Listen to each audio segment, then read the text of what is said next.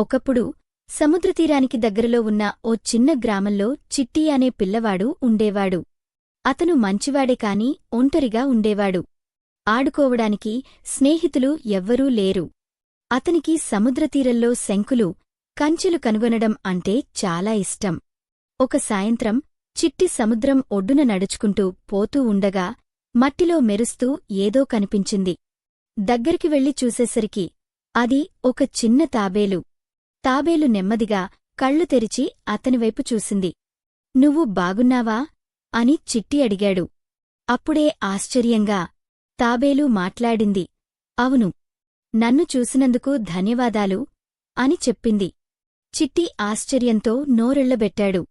నీకు మాటలు వస్తాయా అని అడిగాడు. తాబేలు ముదువుగా నవ్వుతూ అన్నది. అవును, కాని నేను కేవలం సూర్యాస్తమయం సమయంలో మాత్రమే మాట్లాడగలను అని చెప్పింది. ఆ రోజునుండి ప్రతి సాయంత్రం సూర్యుడు అస్తమించే సమయానికి చిట్టి ఆ తీరానికి వచ్చేవాడు. ఆ తాబేలు పేరు మిత్వి. మిత్వి అతనికి సముద్రలోకంలోని అద్భుతాల గురించి కథలు చెబుతుండేది. రంగుల చేపలు, స్నేహపూర్వక డాల్ఫిన్లు, ముత్యాలతో మెరిసే కోరల్ మైదానాలు గురించి. ఒకరోజు మిత్వి అన్నది, నీకు ఒకటి చూపించాలనుంది అని. మిత్వి చిట్టిని సముద్రంలో కొంచెం లోతుకు తీసుకెళ్ళింది. నీళ్లు చిట్టికి మోకాళ్ల వరకు వచ్చాయి. అక్కడ నీటి లోతుల్లో చిన్న చిన్న కాంతులు మెరుస్తూ కనిపించాయి. వాటిని సీలాంతర్లు అంటారు.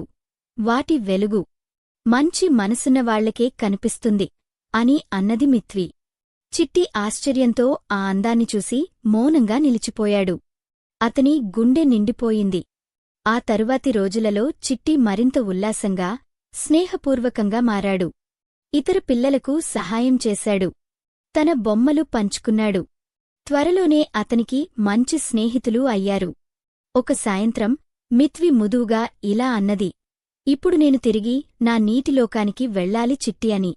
చిట్టి బాధపడినా తల ఊపాడు. నీ స్నేహంతో నన్ను మార్చావు. ధన్యవాదాలు అని చెప్పాడు. మిత్వి చిరునవ్వు నవ్వుతూ చివరిసారిగా ఇలా అన్నది, ప్రతి సాయంత్రం సూర్యుడు అస్తమించే వేళ ఒకటి గుర్తుంచుకో, మంచి మనసులు ఉన్నవాళ్లకు మాయ వినిపిస్తుంది అంటూ నీళ్లలో మెల్లగా మాయమైపోయింది. ఆ రోజునుండి చిట్టికి ఒంటరితనమే అనిపించలేదు. అతనికి కొత్త స్నేహితులు ఉన్నారు. అతని గుండె ప్రేమతో, మాయతో మరియు జ్ఞాపకాలతో నిండిపోయింది. Please subscribe to my channel for more videos.